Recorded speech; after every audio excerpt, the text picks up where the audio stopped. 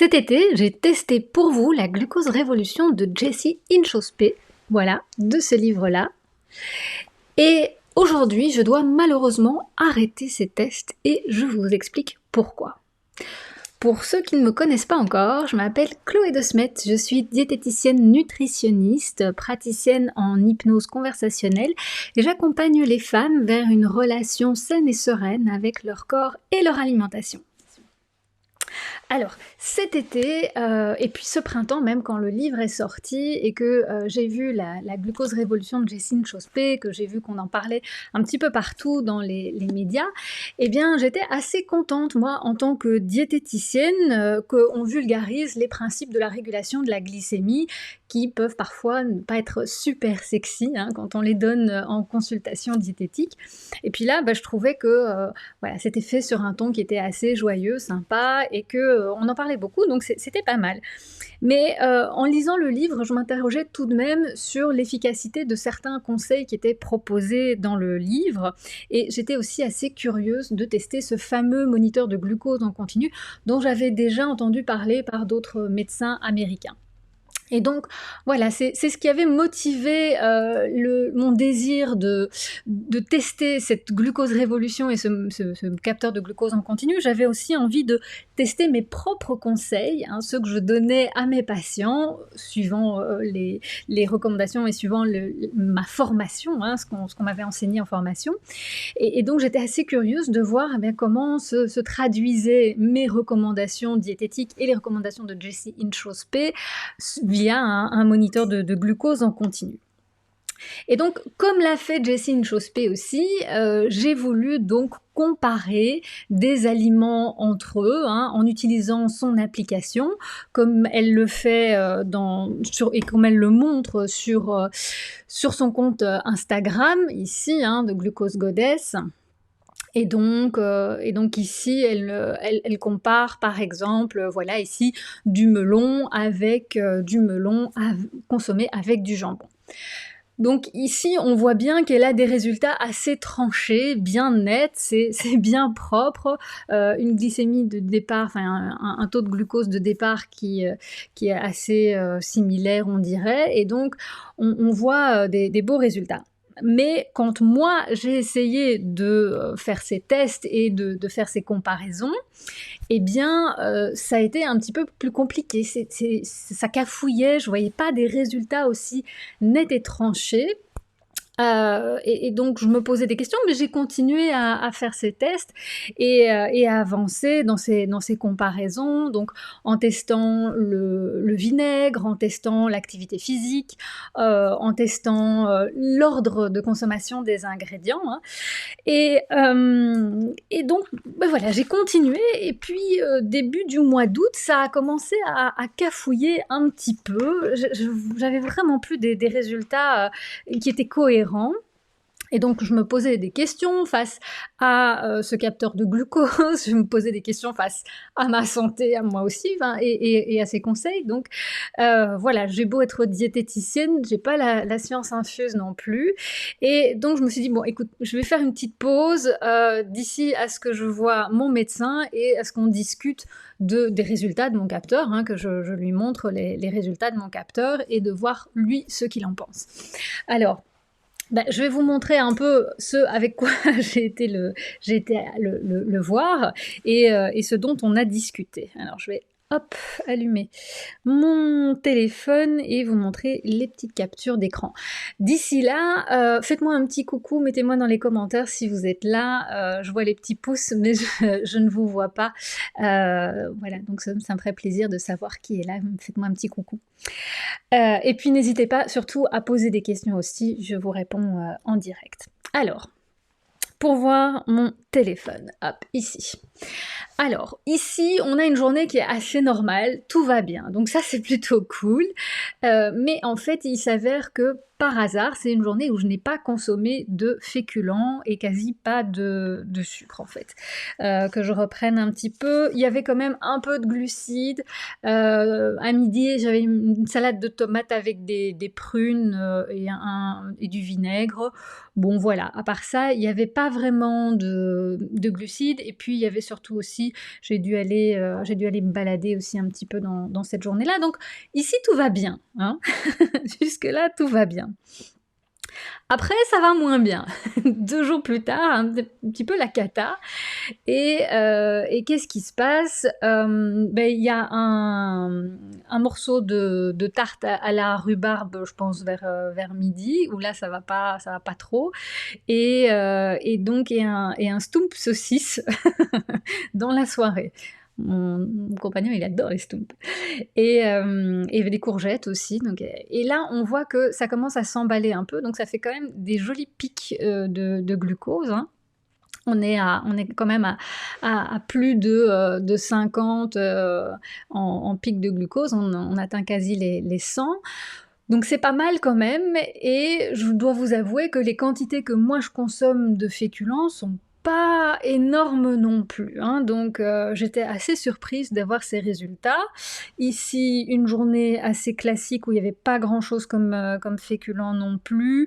Il y avait quand même un peu de pain complet sans gluten. À mon avis, ça devait être du pain de chez Chambellan qui est quand même assez gras le matin, sur lequel j'avais quand même une purée d'amandes aussi. Donc là, ça passe. Et puis le soir, après le repas, il y avait une banane. Donc on voit quand même un petit bump, mais la banane, ça passe. Ce qui passe pas du tout, 19 août, là j'avais testé pour vous une recette de overnight oat. Donc ça, c'est des flocons d'avoine qu'on mélange à du lait, et là j'avais fait exprès, j'avais mis aussi de la purée d'amande pour ajouter du gras, hein, que ce soit bien mix. Donc on a les fibres des flocons d'avoine, on a certes des glucides, hein. C'était un lait de soja, mais qui était chocolaté et sucré, donc pas édulcoré. Et donc la purée d'amande, mais malgré la purée d'amande ou de cacahuètes, je sais plus, on a un gros pic de glucose le matin quand même, qui dure assez longtemps. Donc ça met quand même pas mal de temps avant de se stabiliser. Hop.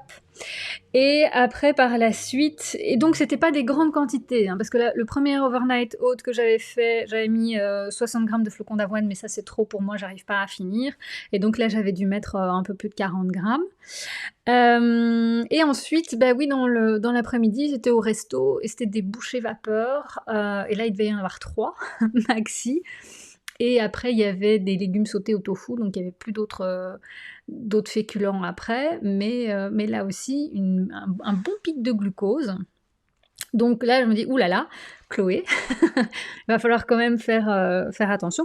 Et c'est vrai que le premier, j'avais réussi à le réguler en allant, je sais plus, marcher ou courir, donc voilà. Encore un gros pic. Là, je me dis, encore une recette que j'avais testée pour vous, c'était des pancakes protéinés. Donc je me dis, allez, je fais des pancakes, j'utilise une farine complète, mais je mets en plus de la poudre de protéines, comme ça on va faire baisser. Et donc j'ai bien regardé, c'était une poudre de protéines de pois, donc c'était pas juste de la farine de pois, c'était vraiment uniquement les protéines. Et j'avais mis une bonne grosse dose quand même, et avec ça un lait, je sais plus quoi, un lait normal ou un lait d'amande, mais pas un lait sucré. Et j'avais mis un petit peu de sirop sirop d'agave. Pourquoi j'avais choisi le sirop d'agave alors que je vous le recommande pas forcément? C'est parce que j'en ai chez moi que je voulais tester aussi. Normalement, le sirop d'agave, il est riche en fructose. Tout ce qui est riche en fructose, eh bien, ça a moins d'incidence sur la glycémie, donc ça fait moins monter les pics de glucose. Mais malgré ça, ici, on voit que ça dérape complètement. Ça va pas du tout. Donc voilà. Et alors le dernier truc où là je me suis dit non mais c'est quand même pas possible ça, c'était celui-ci, 21 septembre. Alors là on dit ouais, un plat de pâtes, un truc, je vous laisse faire vos propres hypothèses. À votre avis, qu'est-ce que j'ai mangé là pour avoir un bon pic de glucose comme ça? Je vais vous le donner en 1000. C'était une soupe de potimarron et une tranche de pain avec du fromage. Et là, je suis dégoûtée. Donc là, je me dis: «Non, non, Chloé, il y a quand même un truc qui va pas là. C'est quand même fort en pic de glucose et puis surtout assez longtemps, hein». Mon téléphone s'éteint à chaque fois. On est là, je pense qu'il devait être vers 13 heures quand j'ai mangé et ça se stabilise, on va dire, là, ça va se stabiliser vers 16h-17h, quoi. Donc on est 3 heures après. C'est quand même assez long pour de la régulation du pic de glucose. Et donc, bah, oui, j'étais interpellée par tout ça et donc je suis allée avec ces valeurs-là chez mon médecin qui n'était pas emballé par ces résultats. Alors, c'est pas catastrophique, je ne suis pas diabétique, hein, parce que je n'ai pas des pics à 300, donc on se calme tout de suite, c'est pas la fin du monde. Mais c'est pas génialissime non plus et donc effectivement je dois éviter de continuer à consommer des aliments qui sont riches en glucides ou des repas riches en glucides. C'est pour ça que j'arrête les tests. J'arrête les tests d'aliments sucrés, mais j'arrête pas tout à fait les tests pour moi parce que voilà, il m'a conseillé de continuer à regarder de temps en temps et de surveiller. Donc je ne le fais plus en continu, je prends un capteur une fois de temps en temps. Je sais maintenant parce que fin du mois d'août, début septembre, et enfin septembre et début octobre, j'ai quand même bien testé, oui c'était septembre-octobre, où j'ai commencé à bien tester ce qui me convenait et ce que je ne pouvais plus consommer. Et donc je sais un petit peu mieux, mais pour vérifier quand même de temps en temps, je reprends un capteur et je revérifie.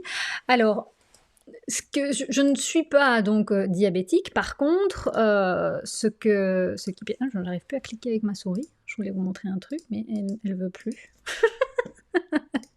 Ça va être embêtant pour la suite de la vidéo, ça. Qu'est-ce qu'elle me fait? Il y a toujours un problème technique, hein, je sais pas si...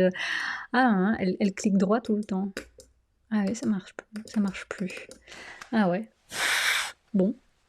Adieu ma souris. Oh, la vache. Bon. Comment je vais faire? Ben, je vais pas pouvoir vous montrer ce que je voulais vous montrer. Peut-être que si je le fais comme ça... Non. Si je le fais comme ça... Non. Non. Ah. Ça y est, elle remarche. Désolée pour le petit... Donc voilà, ce que je voulais vous montrer, c'est ceci. C'est pas un diabète, mais ça peut s'apparenter à du prédiabète. Pourquoi? Parce que le prédiabète, c'est d'avoir quand même une glycémie à jeun entre 110 et 125 mg par décilitre. Ici, c'est les unités en France, c'est des grammes par litre. Et donc, oui, moi j'ai vu sur mes dernières surveillances de glycémie, enfin de taux de glucose, on pouvait voir que le matin, j'étais entre 110 et 120 assez régulièrement, pas tous les jours, mais très régulièrement quand même, ce qui n'est pas génial non plus.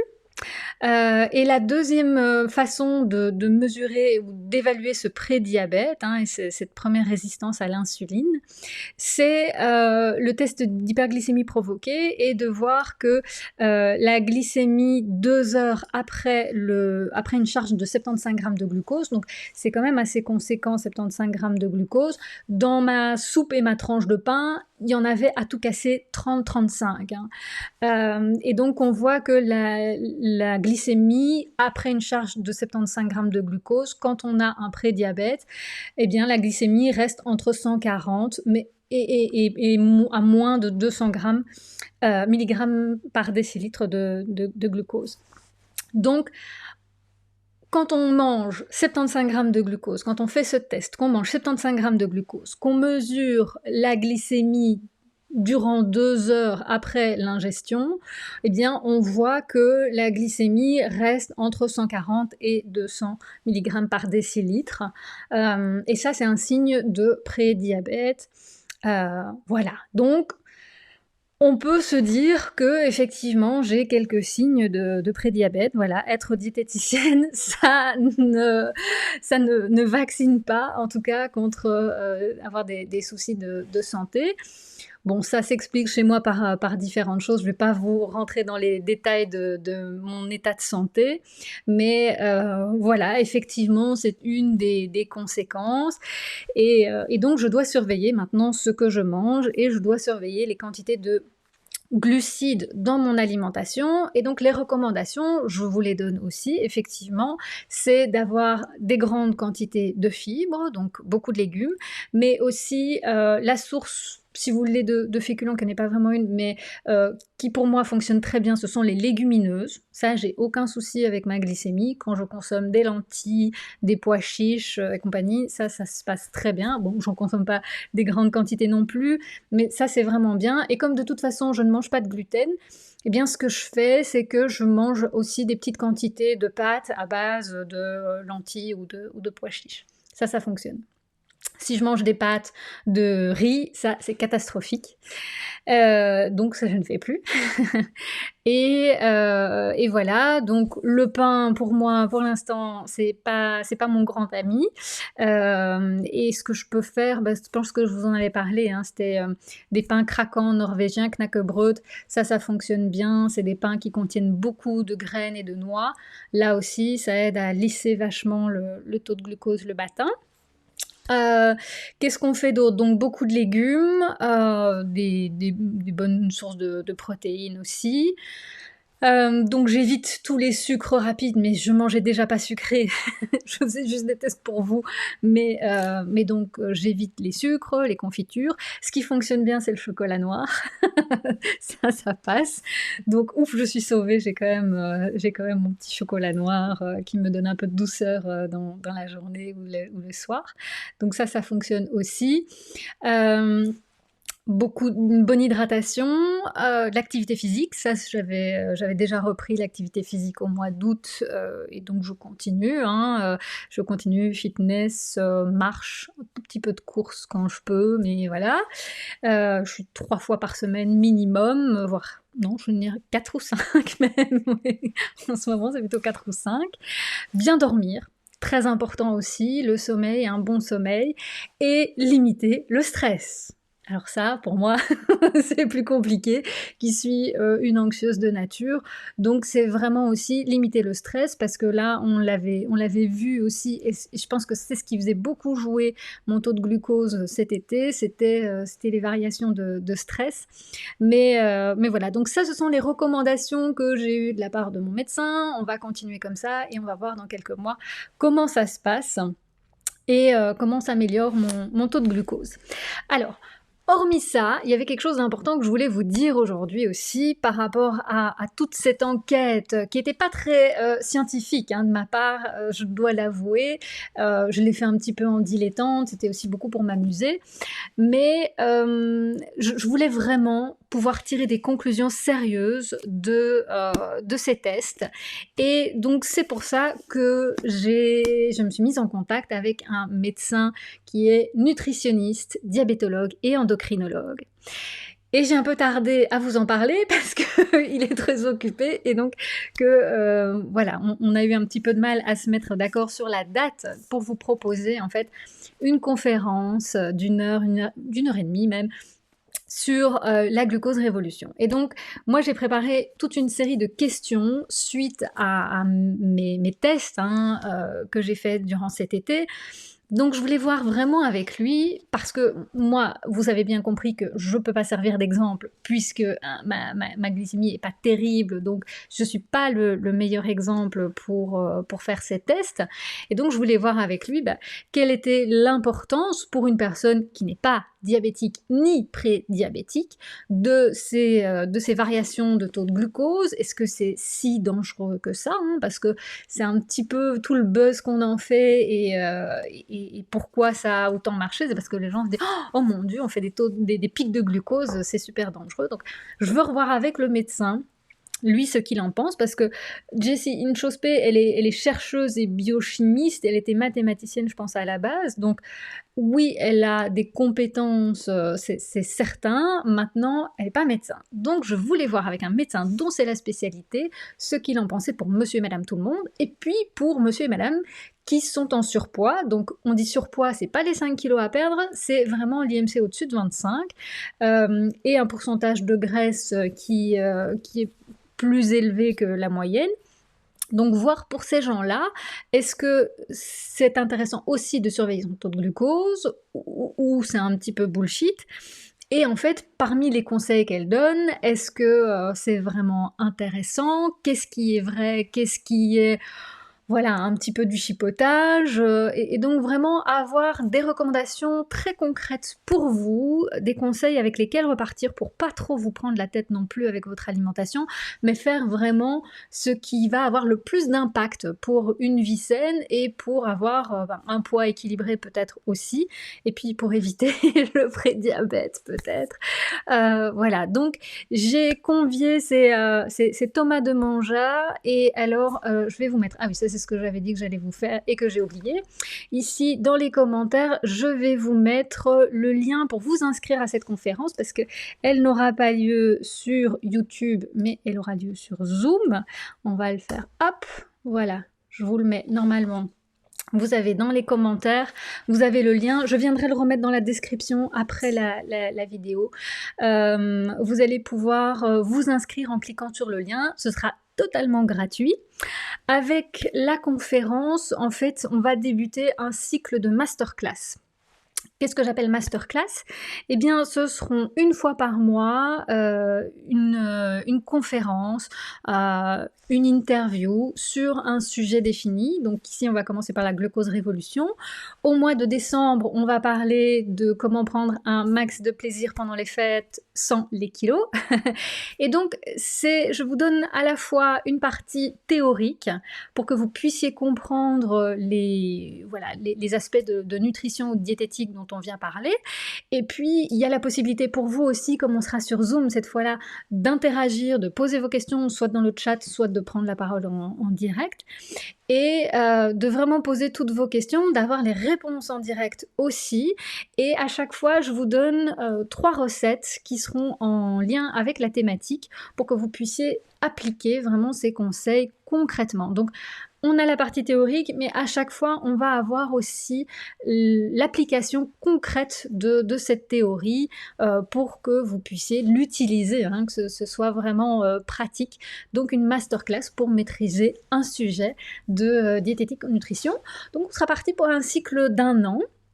Et voilà, je vous mets toutes les choses au point, je vous en dirai plus à la fin de la conférence. Donc on aura une conférence classique avec le docteur Demanja, et puis à la fin de la conférence, je vous parlerai des masterclass, je vous présenterai ça, je vous remettrai les liens pour que vous ayez toutes les infos à ce sujet-là aussi.